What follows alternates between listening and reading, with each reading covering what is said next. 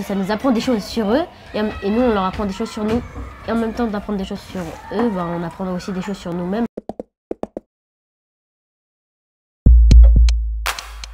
C'est une association qui porte un programme éducatif d'éducation au patrimoine et au dialogue interculturel et qui utilise en fait la création artistique pour inviter les élèves, les enfants à s'approprier leur patrimoine de proximité, leur environnement direct, à le partager donc avec cette forme d'expression particulière qu'est la création artistique à des élèves qui ont leur âge et qui habitent dans d'autres pays ou d'autres régions du monde.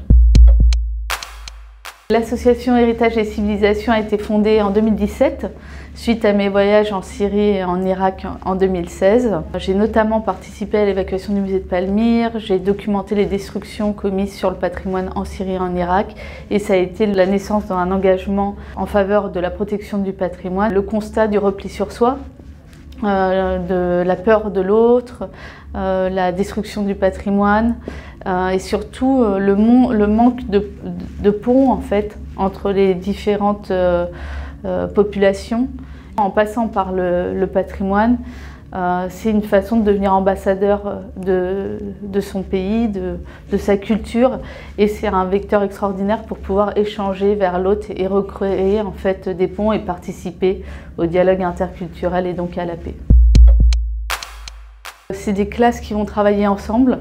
C'est vraiment un programme qui a été construit sur le temps long, avec plusieurs étapes dans l'année scolaire.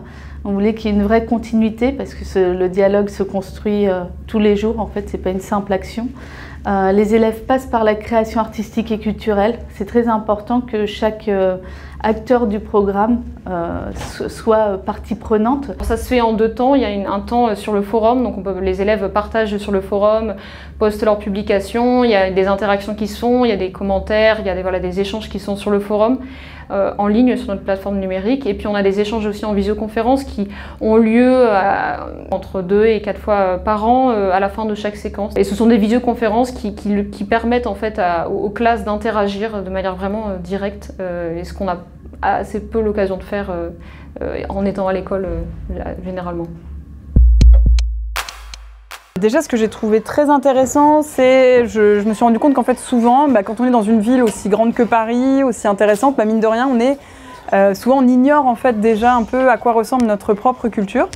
Et pour découvrir l'autre, pour pouvoir aller vers l'autre, il faut déjà un peu se connaître soi-même, connaître son environnement.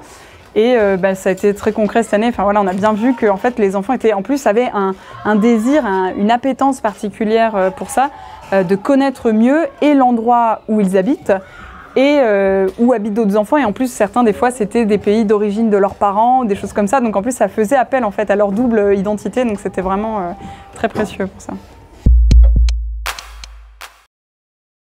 Ça apporte beaucoup de choses, mais alors déjà on peut faire rentrer beaucoup de compétences du programme français dedans, donc ça c'est quand même super pour nous en tant qu'enseignants. Mais en plus, en fait il y a des choses que le programme nous demande parfois qui sont dures à appliquer, parce que des choses comme nous on veut que nos enfants soient des citoyens éclairés, des personnes qui fassent preuve de discernement, d'ouverture d'esprit, qui sachent s'exprimer, ça déjà à travers le programme on le travaille.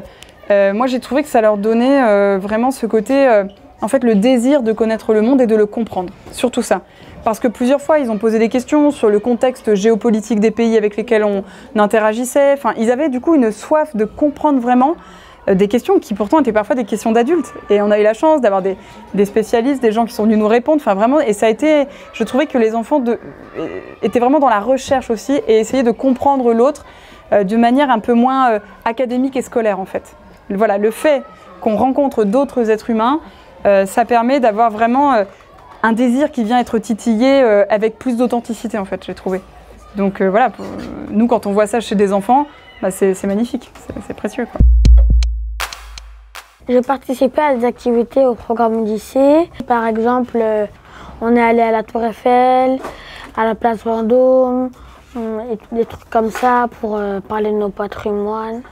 Et on est allé au restaurant, au Petit Bouillon. On était en groupe et on a pu manger et découvrir ensemble. Et mon truc préféré, c'était le camembert rôti au miel. Je savais pas que, par exemple, des coquillettes ou du poisson, c'était français, ou des desserts, par exemple, la profiterole et tout.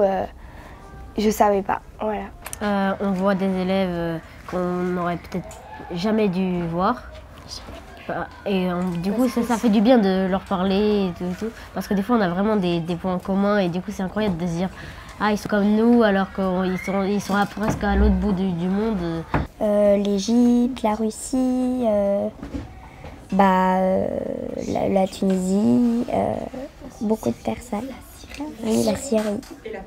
Et la Corse. Je trouve que c'est super que ce programme il a été organisé pour qu'on parle avec d'autres personnes du monde, pour savoir comment ils vivent, leurs traditions et tout. C'est vraiment faire des élèves, de chaque élève, un citoyen engagé en faveur du dialogue interculturel, de la paix, de son histoire et de la connaissance de soi et de l'autre dans le monde.